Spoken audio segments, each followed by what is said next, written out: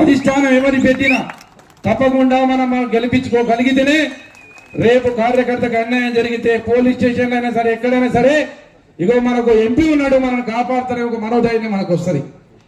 మీరే నాకు చాలా మంది చెప్తున్నారు, అన్న నాకు ఇప్పటికే కేసులు పెడుతున్నారు, నాకు ఇబ్బంది పడుతుంది, ఎవరికి చెప్పుకోవాలి అర్థం కావట్లేదు అని అంటున్నారు. అందుకని ఈ రాబోయే రోజుల్లో ఈ 45-50 రోజులు మొన్న పార్లమెంట్ ఎన్నికల పనిచేసిన దానికన్నా 3 4 పనిచేసి మన పార్లమెంట్ లో నాగర్ కర్నూలులో పార్లమెంట్ అభ్యర్థిని మళ్ళా గులాబీ జెండాను ఇక్కడ పాతే విధంగా మీరందరూ ప్రయత్నం చేయాలి. చేస్తేనే ప్రతిపక్ష వాళ్ళు తప్పు చేయడానికి భయపడతారు, మన మీదికి రావడానికి భయపడతారు. ఆ విధంగా మీరు పనిచేసి ఇగో నాగర్ కర్నూలులో మనకు మొన్న వచ్చిన దానికన్నా ఎక్కువ ఓట్లు వచ్చే విధంగా మన ప్రతిజ్ఞ చేసి మన గౌరవనీయులు ముఖ్య అతిథి కేటీఆర్ గారు వర్కింగ్ ప్రెసిడెంట్ వచ్చిండ్రు. మీరందరూ వాళ్ళు మాట ఇచ్చిందంటే అందరు చప్పట్లు కొట్టి చెప్పాలి కంపల్సరీ. ఇత్తమా మాట మీద చప్పట్లు కొట్టినాడు, మనం బహిరంగ సభలో కొట్టినాడు కొట్టమాకండి. అప్పుడు ఏం కొట్టమంటే కొట్టిన మళ్ళీ ఎక్కడ కొట్టాలో కొట్టిన అల్ల కాదు. ఇప్పుడు కంపల్సరీ ప్రతిజ్ఞ పోని మన మార్పు ఇప్పటికైనా మనలో మార్పు రాకపోతే రేపు ఈరోజు ఉదాహరణ మనం ఈ లైన్లో కూర్చున్నాం, మొదటి వ్యక్తి కిందికి నీళ్ళు వచ్చినాయి, ఆ 9 మంది నవ్వడం కాదు, ఆ నీళ్లు కరెక్ట్ రేపు లాస్ట్ వరకు వస్తాయి. అందుకనే మన కార్యకర్తలకు మన ప్రజలకు నమ్ముకున్న వాళ్ళకు అన్యాయం జరగొద్దంటే మళ్ళీ గులాబీ జెండా పార్లమెంట్లో ఎగరాలి, నాగర్ కర్నూలు ఎగరాలి. దాని మీద మీరు ప్రయత్నం చేస్తూ ముందుకు పోవాలి, ముందుకు పోదాం. దాని విధంగా ఈరోజు చిన్న నేను అన్న 2 నెలలైంది నేను ఇక్కడ రాక. ఎందుకంటే మా వాళ్ళు ఎవరిని అడిగినా సరే నా పక్కోడు గెలుస్తాడో లేదో నువ్వైతే గెలుస్తామని చెప్పారు. ఆ ఓవర్ కాన్ఫిడెన్స్ ఎక్కువైపోయింది నాకు, మా వాళ్ళకు ఎక్కువైపోయింది. నేను ఒక్కని చేయకపోతే మా వాడు చేస్తాలే అనుకుని అందరూ ఏంది ఒక రాజు కథ ఉందన్న. ఊళ్ళో ఒక రాజు యజ్ఞం చేస్తుంటే ఇంటికి ఒక గ్లాస్ పాలు తీసుకురామని చెప్పిండట. అందరూ ఏం చేసారు, నేను ఒక్కని నీళ్ళు తీసుకపోతే ఆయన చూడికి వస్తారా రాజు అని అందరూ ఉట్టిలో పోసిరు. పోసిన తర్వాత తెల్లారి రాజు చూస్తే అన్ని నీళ్ళు ఏమున్నాయి, పాలు లేవు. మా ఎన్నికల తర్వాత అర్థమైందారు నాకు గిట్లయితే అనుకోలే కదా, గిట్లయితే నేను కొద్ది కష్టపడితే అయిపోతే కదా అని వాళ్ళు వచ్చి నాకు చెప్తున్నారు. ఆ కథ మళ్ళీ రాజకథ ఉట్టి కథ చేయమాకండి. ఏదేమైనా సరే నేను వచ్చి మళ్ళీ కార్యకర్తలకు నేనే స్వయంగా ఫోన్ చేసిన.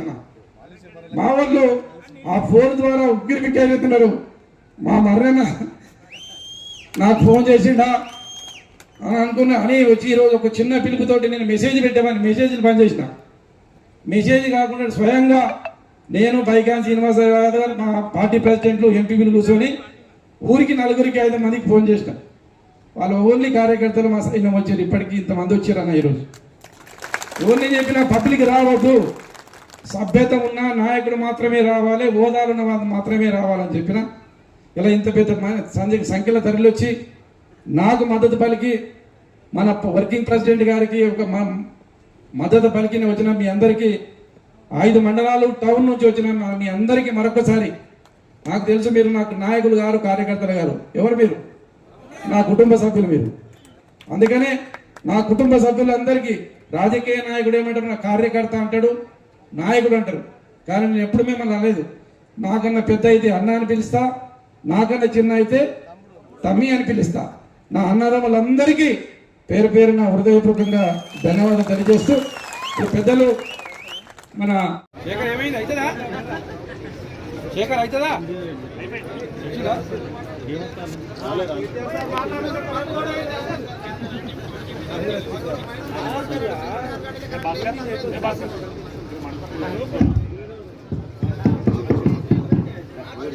వచ్చింది మార్పు బాగుంది.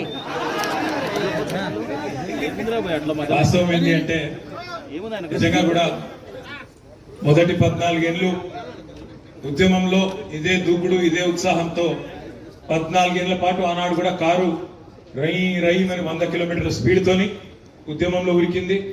ఆఖరికి ఢిల్లీకి 3 చెర్ల నీళ్లు తాగించి చివరికి ఢిల్లీ మెడలు వంచి ఇదే కారు ఇదే గులాబీ జెండా ఆనాడు 14 ఏళ్ల పాటు పోరాటం చేసి తెలంగాణ తెచ్చింది.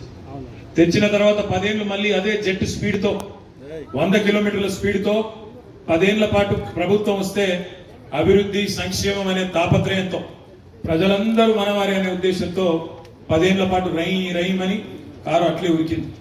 మరి 24 ఏళ్ళు 100 కిలోమీటర్ల స్పీడ్ తో ఉరికితే కారు కొద్దిగా సర్వీసింగ్ అవసరం పడుతుందా పడదా?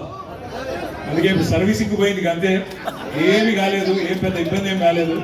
సర్వీసింగ్ కూడా పూర్తయింది. పార్లమెంట్ ఎలక్షన్ వచ్చింది. మళ్ళొక్కసారి ఈ స్పీడ్ బ్రేకర్ దాటి 100 కిలోమీటర్ల స్పీడ్ తో మళ్ళీ నాగర్ కర్నూలులో కూడా తప్పకుండా ఉరకాలని చెప్పి మనస్ఫూర్తిగా ఆకాంక్షిస్తా ఉన్నాను. మర్రన్నో మాట అన్నాడు, మా వాళ్ళకి ధైర్యం చెప్పాలా. కానీ నేనైతే ఒకటి మాత్రం గంటాపదంగా చెప్తున్నా, నేను అన్ని జిల్లాలు తిరుగుతా ఉన్నా. కార్యకర్తలు నిజానికి ప్రతి గ్రామంలో కార్యకర్తలు చాలా చాలా ధైర్యంగా ఉన్నారు, చాలా చాలా బలంగా ఉన్నారు. ఏమన్నా అక్కడనో ఇక్కడనో ఏమన్నా కొద్దిగా ధైర్యం లోపిస్తే వేదిక మీద కూర్చున్న నాయకులకు లోపించింది, కానీ కార్యకర్తలకు మాత్రం ధైర్యం పెంచుకోవాల్సింది మనం. నేను వేదిక మీద ఉన్న నాయకులను కోరేది ఒకటి, మిమ్మల్ని కూడా ఏ పదవిలో ఉండొచ్చు, ఎంత పెద్ద పదవిలో ఉండొచ్చు, మర్చిపోవాకండి. మిమ్మల్ని ఇక్కడ కూర్చోబెట్టింది వాళ్ళు, మనందరినీ కూర్చోబెట్టింది వాళ్ళే. కాబట్టి ఈ సంవత్సరం మొదటి ఒక్క సంవత్సరం కార్యకర్తల్ని వేదిక మీద కూర్చున్న వాళ్ళు కాపాడుకుంటే వచ్చే 4 ఏళ్ళు పార్టీని తప్పకుండా మీరే కాపాడతారనే బలమైన విశ్వాసం నాకుంది. ఇక్కడికి వచ్చేటప్పుడు నేను ఒక చెల్లెల గురించి చెప్తా ఉంటే అచ్చంపేటలో, ఆ చెల్లె పేరు పద్మ. అక్కడ సర్పంచ్ గారు, అమ్మాయిది ఆమ్రాబాద్ మండలం చెంచు బిడ్డ.